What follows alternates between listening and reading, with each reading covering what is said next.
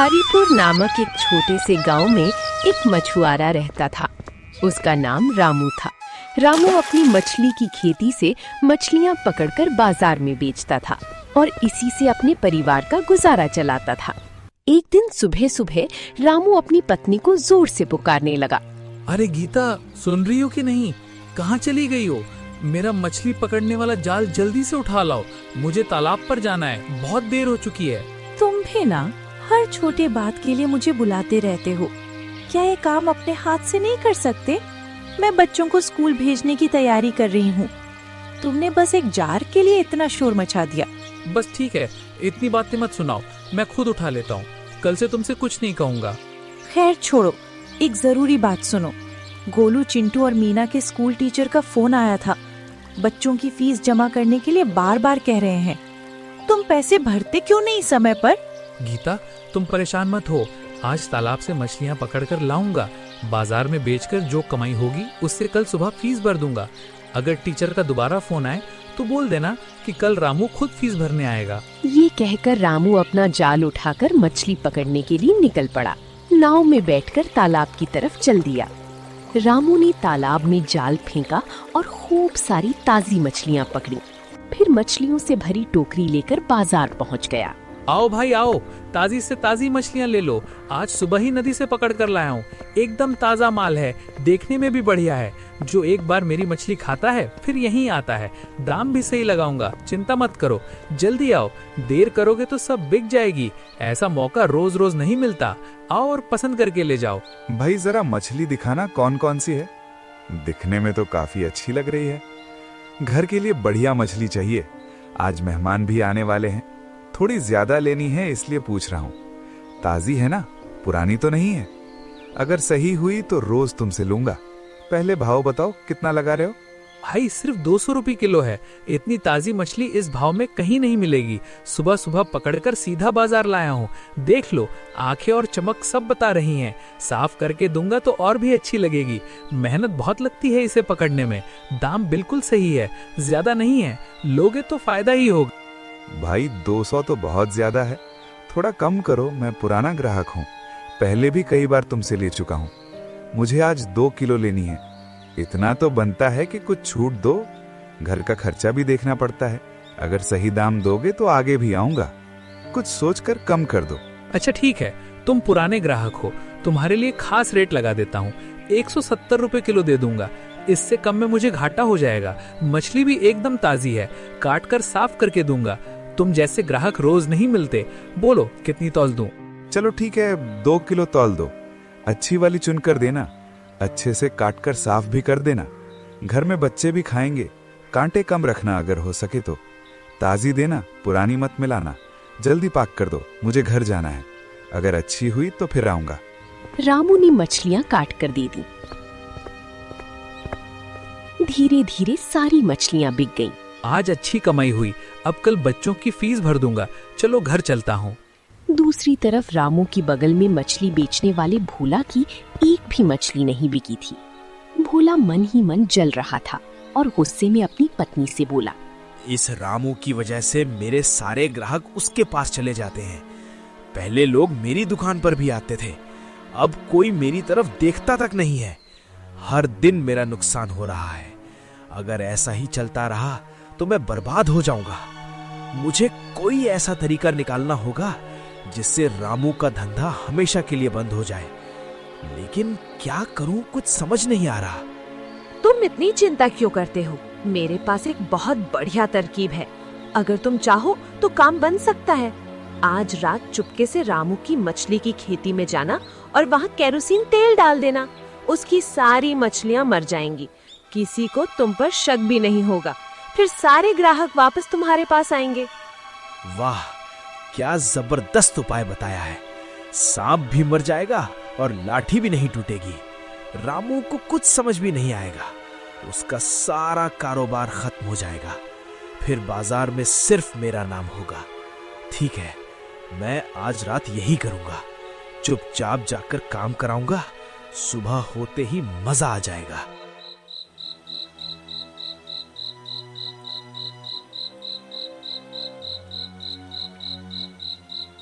रात को जब पूरा गांव सो गया, भोला चुपके से केरोसिन तेल लेकर रामू की मछली की खेती में पहुंचा और सारा तेल पानी में डाल दिया। अगले दिन सुबह रामू जब अपनी मछली की खेती पर गया तो उसके पैरों तले जमीन खिसक गई। सारी मछलियां मरी पड़ी थीं। हे भगवान, मेरी सारी मछलियां कैसे मर गईं? मैंने तो ये खेती जमींदार से उधार लेकर बनाई थी, अब तो कर्जे में डूब गया। रुको, पानी के ऊपर केरोसिन तेल तैर रहा है, तो किसी ने जानबूझकर तेल डाला है। मैं अभी धर्मपाल जी से पंचायत बुलवाता हूँ। रामू सीधा मुखिया धर्मपाल जी के घर पहुंचा। धर्मपाल जी, मेरे साथ बहुत बड़ा अनर्थ हो गया है। किसी ने रात में मेरी मछली की खेती में केरोसिन तेल डाल दिया। सुबह जब मैं वहां पहुंचा तो सारी मछलियां मरी पड़ी थीं। मेरी कई महीनों की मेहनत एक रात में खत्म हो गई। अब मेरा बहुत बड़ा नुकसान हो गया है। मुझे भोला पर शक हो रहा है। मेरी मछलियां ज्यादा बिकती थीं, इसलिए वो मुझसे जलता था। आप ही मेरी मदद कीजिए। तुम बिल्कुल घबराओ मत। जो हुआ है उसका सच सामने आएगा। गांव में अन्याय बिल्कुल बर्दाश्त नहीं होगा। आज शाम मैं पंचायत बुलाता हूं। सब गांव वालों को खबर कर दी जाएगी। भोला को भी वहां जरूर बुला कर लाना। सबके सामने बात होगी और फैसला होगा। जिसने गलती की है उसे सजा मिलेगी। शाम को पंचायत बैठी, सब लोग इकट्ठे हुए। भोला, अब सच सच बताओ, क्या तुमने रात में रामू की मछली की खेती में तेल डाला है? पंचायत के सामने झूठ बोलना ठीक नहीं होगा। जो सच है वही बताओ। अगर गलती की है तो मान लो। सच बोलने वाले की सजा भी कम होती है। सोच समझकर जवाब देना। अब सबकी नजर तुम पर है। नहीं धर्मपाल जी, मैंने कुछ नहीं किया। रामू मुझ पर झूठा इल्जाम लगा रहा है। मैं रात भर अपने घर पर ही था। मैं उसकी खेती के पास भी नहीं गया। मुझे फंसाने की कोशिश की जा रही है।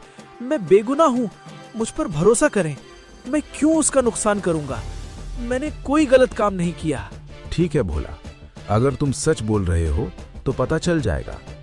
केरोसिन तेल हाथ पर लगे तो कई दिन तक बदबू रहती है। झूठ ज्यादा देर तक छिप नहीं सकता। अब हम यहीं जांच करेंगे। रामू, तुम इसके पास आओ। इसके दोनों हाथ अच्छी तरह सूंघ कर बताओ। अगर तेल की गंध होगी तो सब समझ जाएंगे। फिर पंचायत अपना फैसला सुनाएगी। रामू ने भोला के हाथ सूंघे। केरोसिन की तेज बदबू आ रही थी। धर्मपाल जी, मैं इसके हाथ सूंघकर बता रहा हूँ, इसी के हाथों से केरोसिन तेल की तेज बदबू आ रही है। अब साफ पता चल रहा है कि यही दोषी है। इसी ने रात में मेरी खेती में तेल डाला था। मेरी सारी मछलियाँ इसी की वजह से मरी है। इसने जलन में आकर ऐसा काम किया है। अब पंचायत के सामने सच खुल गया है। मुझे इंसाफ दिलाइए। भोला, अब तुम्हारा झूठ सबके सामने पकड़ा गया है। तुम ही इस नुकसान के दोषी हो। तुमने जलन में आकर बहुत गलत काम किया है। रामू की मेहनत और रोजी रोटी बर्बाद की है। इसलिए पंचायत तुम्हें दोषी मानती है। तुम रामू को 50,000 रुपए हर्जाना दोगे और आज से उस बाजार में मछली का धंधा नहीं करोगे, ताकि आगे कोई ऐसा गलत काम करने की हिम्मत ना करे। भोला ने हर्जाना तो दे दिया, लेकिन उसके मन में बदले की आग और भड़क गई। मेरा धंधा भी चला गया, ऊपर से 50,000 रुपए भी देने पड़ेंगे। सब मेरी वजह से हुआ है। रामू ने पंचायत में मेरी बेइज्जती करवाई। अब लोग मुझे चोर और दोषी कहेंगे। मैं ये अपमान कभी नहीं भूलूंगा। अब मैं ऐसा बदला लूंगा कि वो याद रखेगा। उसे भी मेरे दर्द का एहसास होगा। गुस्सा शांत करो और मेरी बात सुनो। मेरे पास एक और तरीका है। आज रात चुपके से उसके घर में घुस जाना। अलमारी में जो भी पैसे हो सब निकाल लेना। कोई गहना मिले तो वो भी ले आना और बाहर निकलते समय घर में आग लगा देना। सबको लगेगा कि आग में सब कुछ जल गया। किसी को तुम पर शक भी नहीं होगा। आधी रात को भोला ने रामू के घर में घुसकर सारे पैसे चुरा लिए और बाहर आकर घर में आग लगा दी। जल्दी उठो, घर में आग लगी है। बच्चों को लेकर बाहर भागो। जब तक रामू की नींद खुली, आधा घर जल चुका था। किसी तरह बच्चों को लेकर बाहर आया। ये आग आखिर कैसे लग गई? हमारा पूरा घर जलकर राख हो गया। सालों की मेहनत से बनाया सब कुछ खत्म हो गया।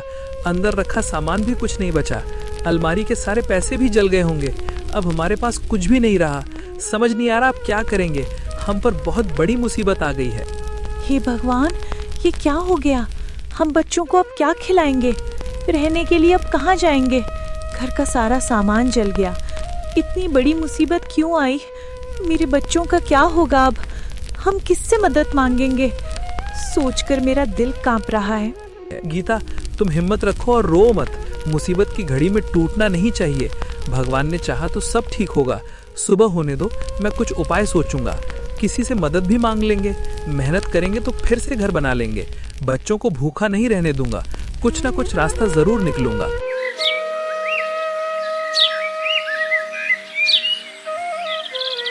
अगली सुबह बच्चे भूख से बिलख रहे थे। पापा, मुझे बहुत जोर से भूख लगी है। कल रात से कुछ भी खाने को नहीं मिला। मेरा पेट खाली लग रहा है। कुछ खाने को दे दो ना पापा। मुझसे अब भूख सहन नहीं हो रही। जल्दी कुछ लाकर दो। मैं बहुत कमज़ोर लग रहा हूँ। मुझे रोटी चाहिए पापा। बच्चों, तुम दोनों थोड़ा सब्र करो। मैं अभी जंगल जाकर कुछ फल तोड़ कर लाता हूँ। जो मिलेगा लेकर तुरंत वापस आऊंगा। तुम लोग घबराना मत। गीता, तुम बच्चों को संभालो। इन्हें प्यार से चुप कराओ। मैं जल्दी लौट कर आता हूँ। भगवान ने चाहा तो खाना जरूर मिलेगा। रामू जंगल में गया और एक पेड़ से फल तोड़कर थैले में भरे। तभी रास्ते में एक बूढ़ी माँ जमीन पर गिरी दिखी। बेटा, मुझे थोड़ा पानी दे दो। बहुत प्यास लगी है। कोई मदद करने वाला नहीं है। रामू ने पास की झील से हाथों में पानी भरकर बूढ़ी माँ को पिलाया। बेटा, प्यास तो बुझ गई, पर 2 दिन से कुछ खाया नहीं है। भूख से खड़ी भी नहीं हो पा रही हूँ। रामू ने बिना सोचे अपने बच्चों के लिए तोड़े सारे फल उस बूढ़ी माँ को दे दिए। फल खाते ही बूढ़ी माँ तेज रोशनी में बदल गई और एक सुंदर जादुई रानी प्रकट हुई। रामू, मैं जादुई शक्ति वाली रानी हूँ। तुम्हारी दया की परीक्षा ले रही थी। जो खुद भूखा होकर दूसरों को खिलाए वो भगवान के बराबर है। अब तुम एक मछली पकड़ो। आज से तुम्हारे हाथों में जादुई ताकत होगी। मछली पर हाथ रखकर जो चाहोगे वो सामने आ जाएगा। ये कहकर जादुई रानी गायब हो गई। रामू खुश होकर अपनी मछली की खेती पर गया और एक मछली पकड़कर परिवार के पास लौटा। गीता, जरा इधर आकर देखो। मैं जंगल से खाली हाथ नहीं आया हूँ।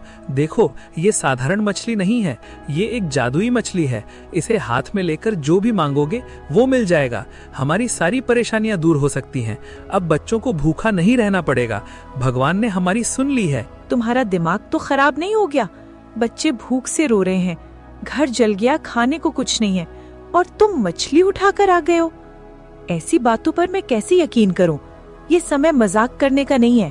पहले बच्चों के खाने का इंतजाम करो, फिर कोई कहानी सुनाना। गीता, मैं मजाक नहीं कर रहा हूँ। तुम मेरी बात पर भरोसा करो। जंगल में मुझे जादुई रानी मिली थी। उसी ने मुझे ये वरदान दिया है। उसने कहा था, इससे जो मांगोगे मिलेगा। अगर यकीन नहीं है तो अभी दिखाता हूँ। तुम खुद अपनी आंखों से देख लेना, फिर तुम्हें सब सच लगने लगेगा। रामू ने मछली पर हाथ रखा और मन में सोचा। अगले ही पल सामने ढेर सारा खाना आ गया। हे भगवान, ये तो सच में जादू है। अब बच्चे पेट भर कर खा सकेंगे। खाने के बाद रामू ने नदी से मछलियां पकड़कर एक घर बनाया। घर तो बना दिया, पर बारिश या बाढ़ आई तो मछलियों का घर बह जाएगा। रामू ने मछली के घर पर हाथ रखा और वो पूरा लोहे का बन गया, चमचमाता मजबूत घर। हे भगवान, ये मैंने क्या देख लिया? सचमुच लोहे का घर बन गया। इतना बड़ा और मजबूत घर मैंने कभी नहीं देखा। अब हमें बारिश और तूफान का डर नहीं रहेगा। कोई आग भी इसे नुकसान नहीं पहुंचा पाएगी। अब बच्चों को सुरक्षित जगह मिल गई। हमारी किस्मत सच में बदल गई। अब कोई डर नहीं है। अरे देखो सब लोग, इधर आओ। रामू का घर कितना मजबूत बन गया है। पूरा लोहे का बना हुआ है। ऐसा घर गांव में किसी के पास नहीं है। बड़ी बड़ी इमारतें भी इसके आगे फीकी लगेंगी। लगता है रामू की किस्मत चमक गई है। सब लोग देखकर हैरान रह जाएंगे। वाह, क्या शानदार घर बना है। कुछ दिन बाद एक रात भयंकर बारिश हुई और बाढ़ आ गई। बाढ़ का पानी हर घर में घुस गया। लोग जान बचाने भाग रहे थे। लेकिन रामू का जादुई घर पानी पर तैरता रहा, बिल्कुल सुरक्षित। गांव के सब लोगों ने रामू के घर में शरण ली। रामू ने भोला सहित सबको जगह दी। 2-3 हफ्ते बाद पानी उतरा, लेकिन किसी के पास खाना नहीं था। रामू ने जादुई मछली से सबके लिए खाने का इंतजाम किया और पूरे गांव को दावत दी। रामू भाई, आज मैं बहुत शर्मिंदा होकर तुम्हारे सामने आया हूँ। तुमने बाढ़ में मेरे पूरे परिवार की जान बचाई, मुसीबत के समय हमें खाना भी खिलाया। मैंने तुम्हारे साथ बहुत बुरा किया था। मुझे एक सच सबके सामने कबूल करना है। उस रात तुम्हारे घर में आग मैंने ही लगाई थी। अलमारी के सारे पैसे भी मैंने ही चुराए थे। मुझे माफ कर दो रामू भाई। भोला भाई, जो हो गया उसे अब बदल नहीं सकते। तुमने अपनी गलती मान ली, यही सबसे बड़ी बात है। हर इंसान से कभी ना कभी गलती हो जाती है, लेकिन उसे मानना बहुत हिम्मत की बात है। मैं तुम्हारे मन का पछतावा समझ सकता हूँ। पुरानी बातें भूल जाओ और अंदर आओ, पेट भरकर खाना खाओ। मैंने तुम्हें दिल से माफ कर दिया। रामू भाई, तुम सच में बहुत बड़े दिल वाले इंसान हो। मैंने तुम्हारे साथ बुरा किया, फिर भी तुमने भलाई की। आज मुझे इंसानियत का असली मतलब समझ आया। तुम्हारी अच्छाई मैं कभी नहीं भूलूंगा। आज से कसम खाता हूं कि कभी गलत काम नहीं करूंगा। हमेशा मेहनत और ईमानदारी से कमाऊंगा। सबके साथ प्रेम से रहूंगा। तुम्हारा एहसान जिंदगी भर मानूंगा। इसके बाद रामू ने जादुई मछली से पूरे गांव की मदद की। जिसका घर टूटा उसका बनवाया, जिसके पास खाना नहीं उसे दिया। भोला ने भी अपनी जिंदगी बदल दी और ईमानदारी से काम करने लगा। दोनों अच्छे दोस्त बन गए और हरिपुर गांव के सभी लोग खुशी खुशी रहने लगे। तो दोस्तों, ये थी आज की कहानी। इससे हमें सीख मिलती है कि भलाई का फल हमेशा अच्छा होता है और जो दूसरों का बुरा सोचता है उसका अपना ही नुकसान होता है। अगर कहानी पसंद आई तो लाइक और सब्सक्राइब जरूर करना। जाने से पहले एक छोटा सा सरप्राइज। अब से हर वीडियो के आखिर में आप लोगों के बेस्ट कमेंट्स हाईलाइट करूंगा। शायद अगला कमेंट आपका हो, तो कमेंट करना मत भूलना। अरे दोस्तों, देखो ये लिखा है टून दुनिया को सब्सक्राइब करें, ऐसे थपक और लाइक भी जरूर। और ये रहा शेयर वाला तीर, उड़ जा, टाडा, घंटी बजाओ, मजा बढ़ाओ।